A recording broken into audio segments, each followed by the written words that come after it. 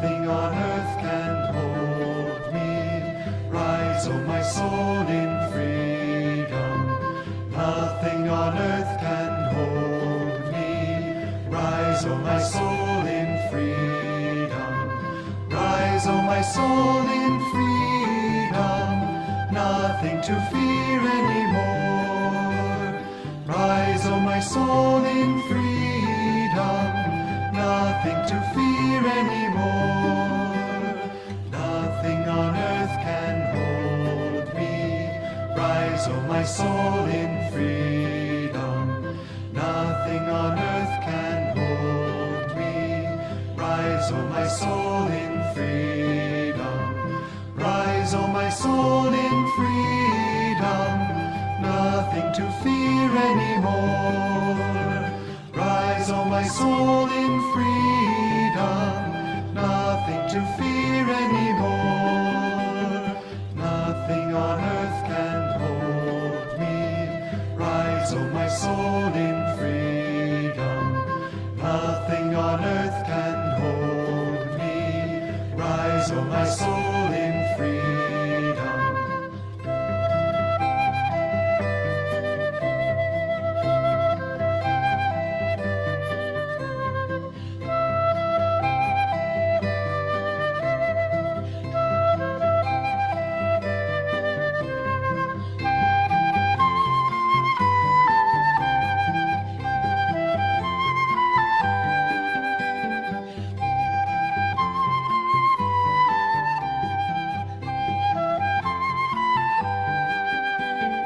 Nothing on earth can hold me. Rise, O my soul, in freedom. Nothing on earth can hold me. Rise, O my soul, in freedom. Rise, O my soul, in freedom. Nothing to fear anymore. Rise, O my soul, in freedom. Nothing to fear anymore. Nothing on earth can hold me. Rise, O my soul, in freedom. Nothing on earth can hold me. Rise, O my soul, in freedom.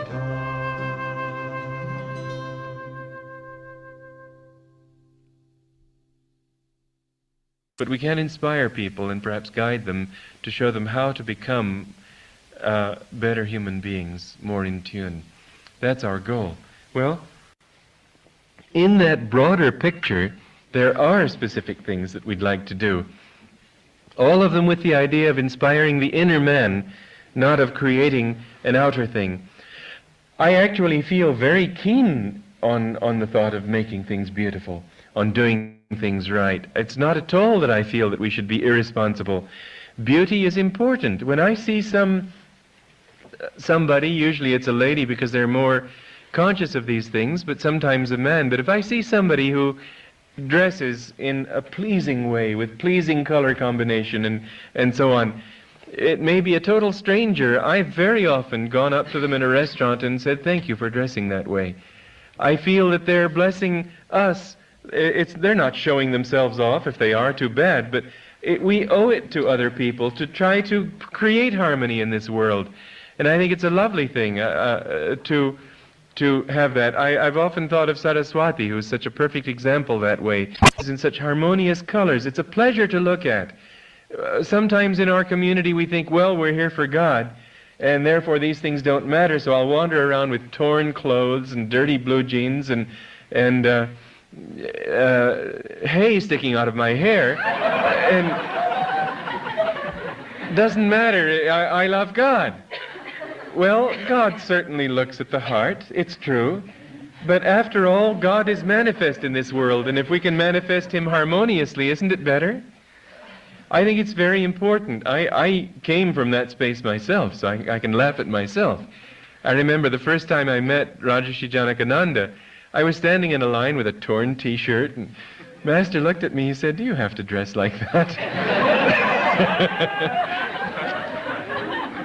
Ananda Ma in India, where they believe in simplicity, she won't let people come to any gathering with dirty clothes or torn clothes. She said, we're not that poor. We can afford to dress properly. And that doesn't mean we've got to wear a three-piece suit all the time and ties and everything, looking like clothes horses. But we can and should be neat and clean.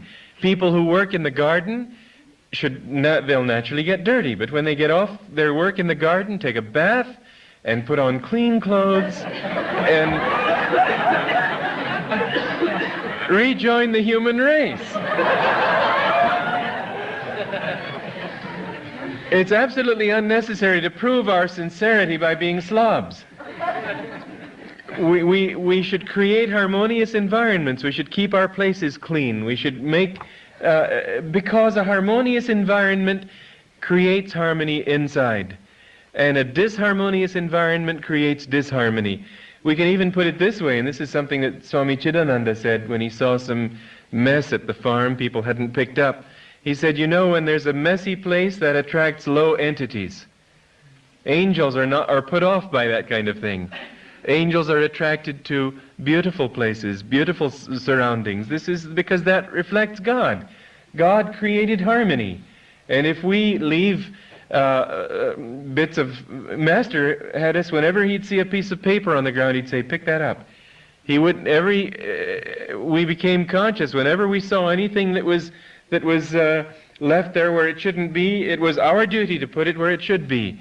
Hanel used to go crazy over the way people would leave tools out. I hope they aren't doing that anymore. But that's an example of what I'm talking about, that we put things where they belong and be neat and proper and orderly, not because we're trying to make a perfect world, but because this is the way to express some kind of perfection in ourselves by creating a harmonious world. You see, people tend to go from one extreme to another. Once I clarify that we don't want to create perfection, people say, oh, glory be and hallelujah, let's make it imperfect. We want to make it as good as we possibly can. We want to make it harmonious as we possibly can. Colors reflect your aura. They help, not only do they reflect it, they help to create it. The kind of colors you wear, the kind of thoughts that you take into your mind. And if you wear colors that clash and that are not harmonious, then you're going to do something with your own spiritual nature too. So without trying to create perfection from outside inward, if we want to live harmoniously inward, we should radiate that perfection outward, so that as much as possible we do manifest perfection outside. To this extent, I think it's high time the community started thinking in these terms, because we do allow things to remain imperfect altogether too long, thinking that we're not trying to create perfection. What I'm really saying is, I'm not trying to create inner perfection by creating it outwardly first. I'm saying our emphasis must be inward, but we will not have affirmed that perfection inwardly unless and until we have manifested that perfection as much as we can outwardly. Welcome again, friends. This is such a great topic. I'd like to start by reading from this book, In Divine Friendship, Swamiji's letters to people. This is an excerpt. We at Ananda are in the position of being not only a new community, but also part of the vanguard of a whole new social movement. I wonder if you realize how high the incidence of failure is among new cooperative communities. One university researcher a year or two ago found that the average life expectancy of a new commune or community was only 30 days. Of the thousands of communities that have been started in America in the past 6 years, all but a handful have died out. Ananda has a distinction of being one of the 3 or 4 most successful communities in the country. It is no small triumph. And then another brief excerpt. Master Swamiji says, we hold close to Master's dictum, be practical in your idealism. Even in the matter of practicality, however, my big challenge, Swamiji said, came from people, from those woolly-minded idealists, for example, who insisted they were serving God by going to the river and swimming all day long instead of working or to earn anything so crass as money. This is a very important topic because I see often that people think the spiritual path, and I'm speaking about our path, but the spiritual path is you meditate a little bit and do a little bit of talking about philosophy, go to maybe a satsang maybe, and if you feel up to it, and sip some tea. But this is really a very dynamic, energetic path that Master laid out. Is very focused, is very concentrated. He talked about bringing God into every aspect of our life and not sitting half asleep in meditation and saying that's the whole spiritual path.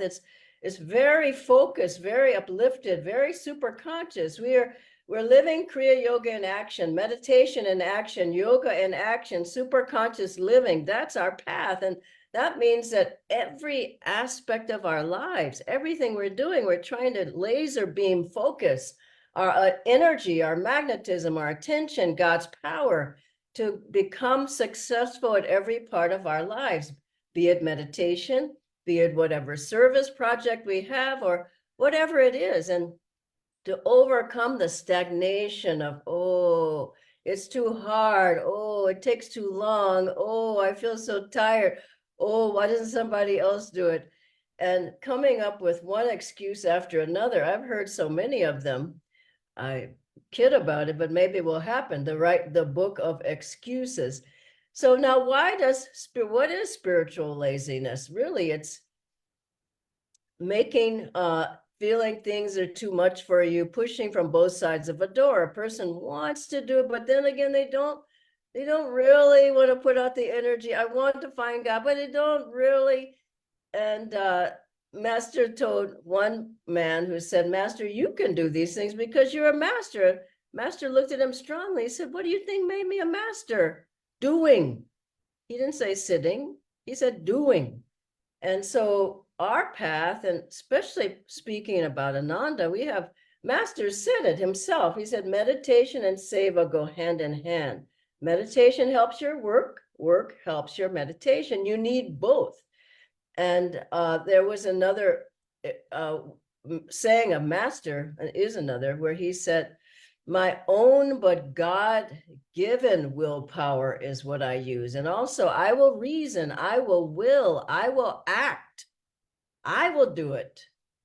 Not do everything for me, but guide thou my reason, will, and activity to the right path in every action. And the greater the will, the greater the flow of energy, the greater the magnetism, then the greater the inspiration. So what is he saying? We have to get engaged with all of our energy to make things happen and not hope and wish that we can just sort of slide into the divine and to heaven. We have to really put our energy out. But there's what's known as the unwillingness monster. We used to call them at Ananda San Francisco house. When you want to do it, but you just don't want to do it. And I remember at that house, we would get up early in the morning, and we were all in our 20s, and some people had to go to work early. So we'd get up at 5 or something like that and get down there in the sadhana room and meditate.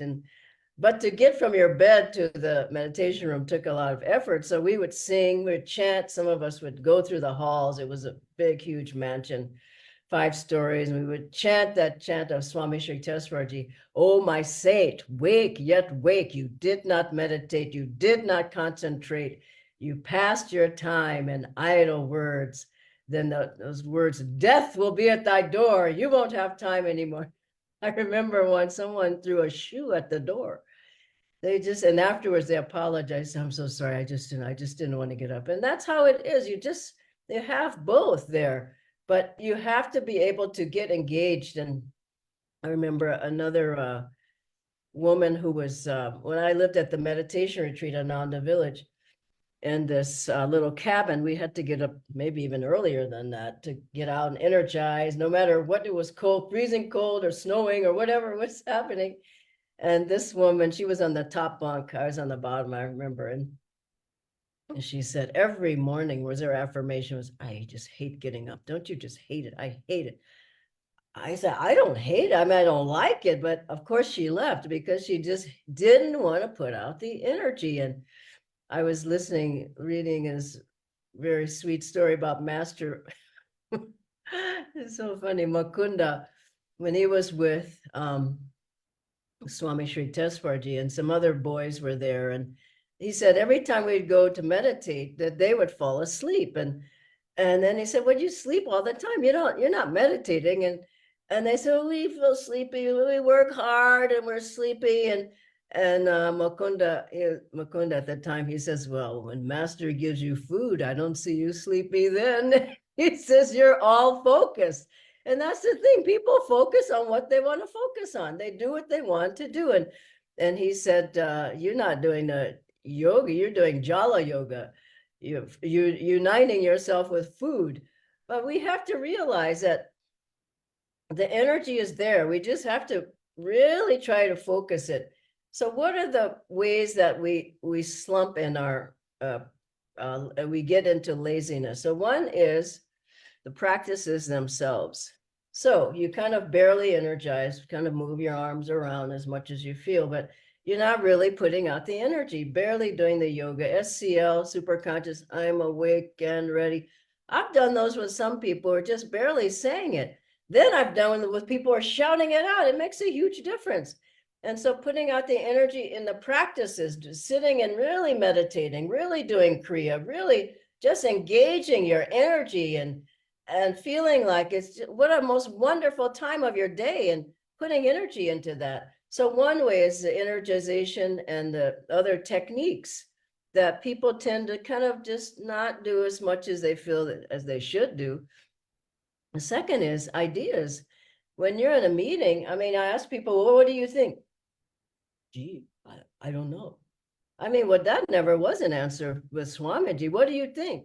Give an answer, get a solution, get some ideas, get some inspiration, lift your antenna up and draw in. What is Master telling you? He's giving you ideas and insights, and to just sort of get lazily think somebody else is going to come up with the ideas, that's not good. Think about it, work on it, open up your brain cells and think clearly about things. I remember once Swamiji said, I see people here, one sign of progress is your minds are more clear.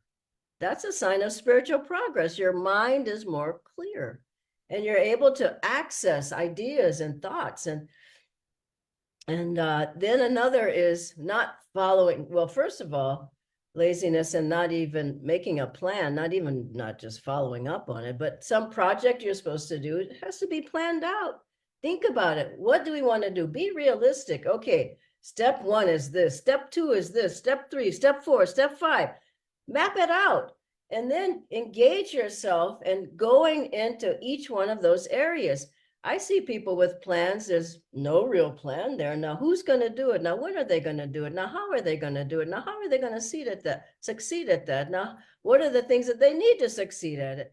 You have to really think clearly and not be foggy, woolly brained, as Swamiji said, but think clearly. How can I execute this? How can I make this happen?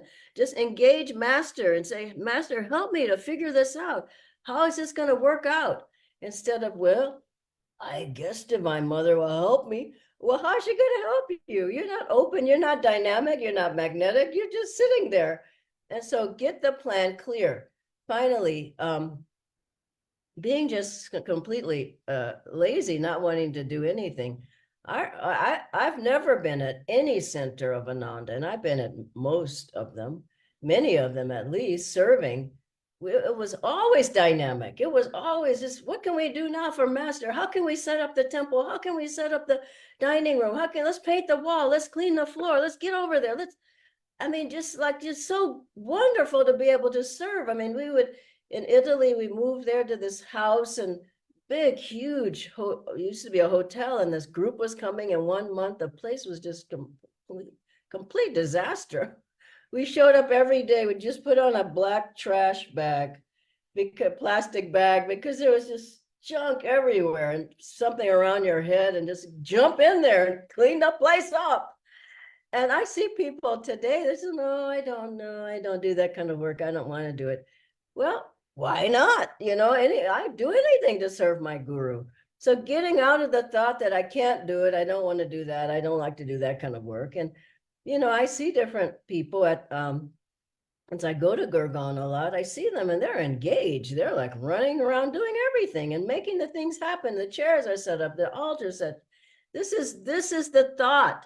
What can I do? Not, oh, somebody else should do that kind of work. So how do we get rid of this laziness?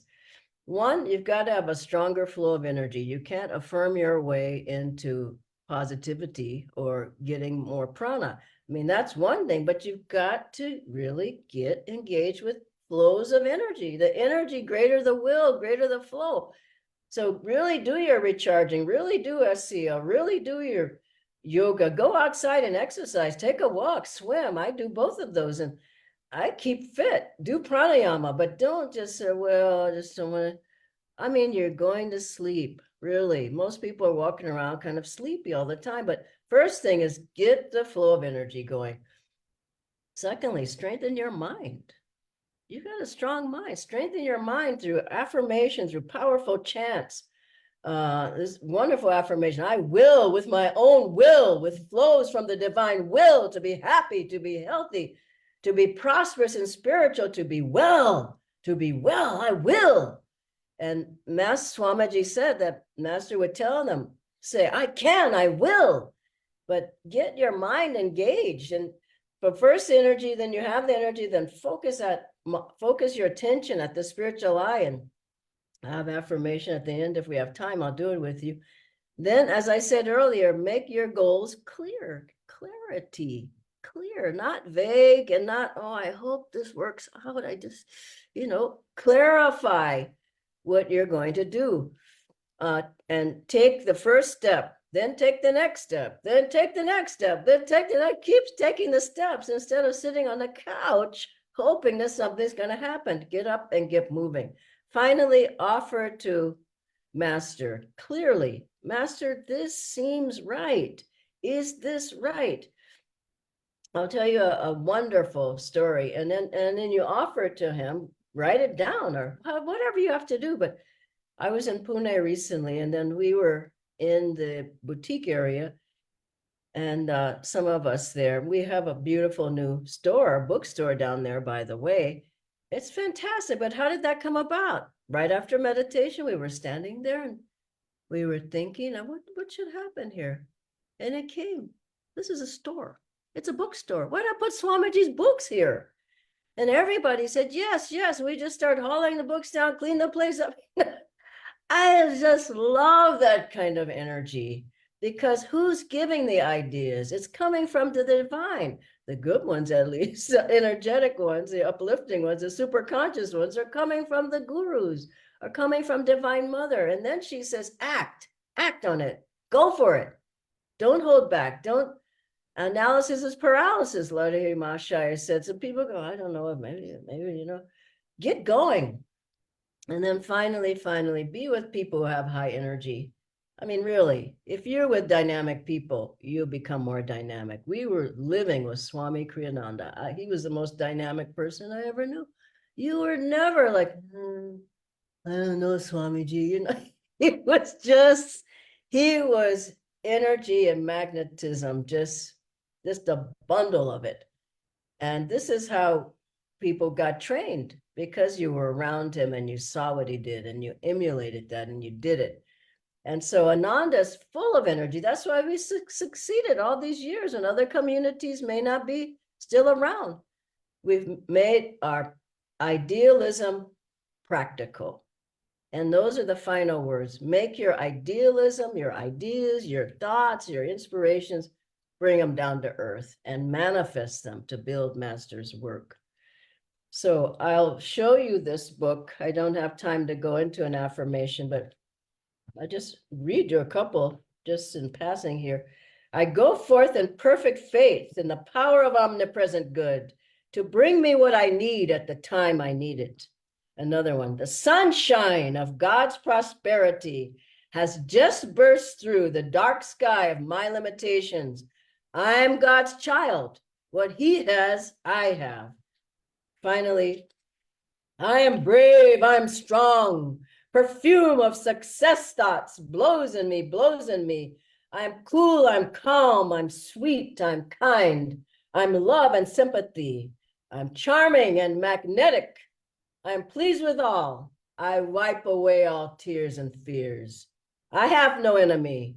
I am the friend of all. Oh, fantastic affirmations. How can you be lazy reading this and affirming? And this fantastic book by Master, I'll show you.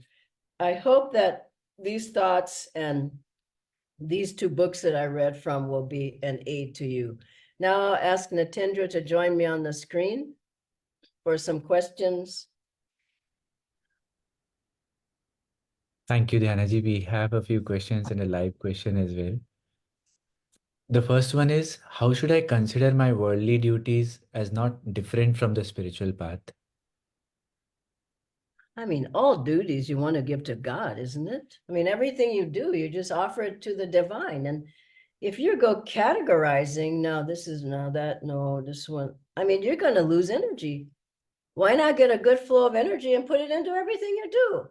When you walk down the street, you see somebody who looks sad, smile at them. When you're in the shopping mall, I mean, when I go anywhere, I say hello to people. You're going into a place or whatever, hello, how are you?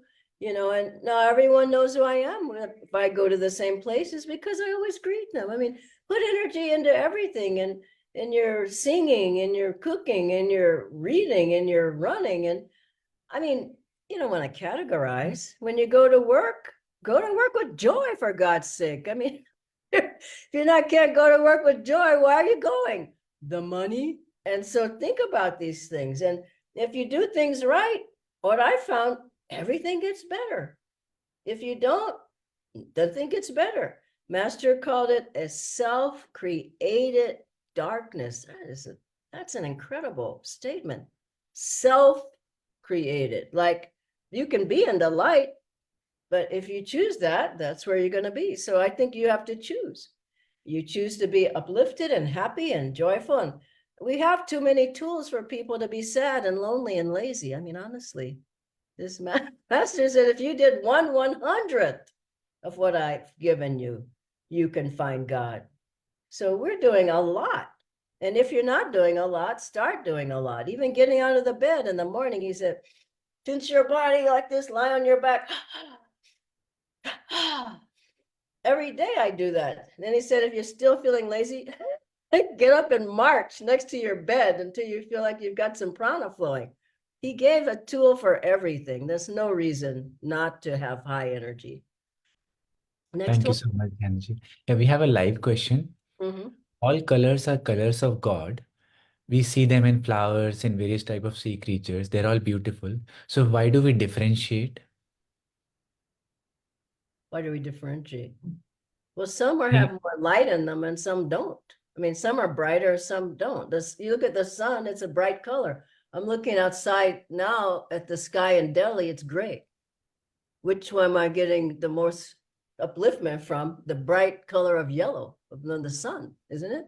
I go to the beach, I can look at the sand, which is brown or off-white, or I can look at the blue in the ocean. I mean, the different colors just give different vibrations, just like different fruits give different vibrations. So it's not a big deal, but I mean, you just get more energy from different colors, different fruits, different flowers, different people, different everything, the weather.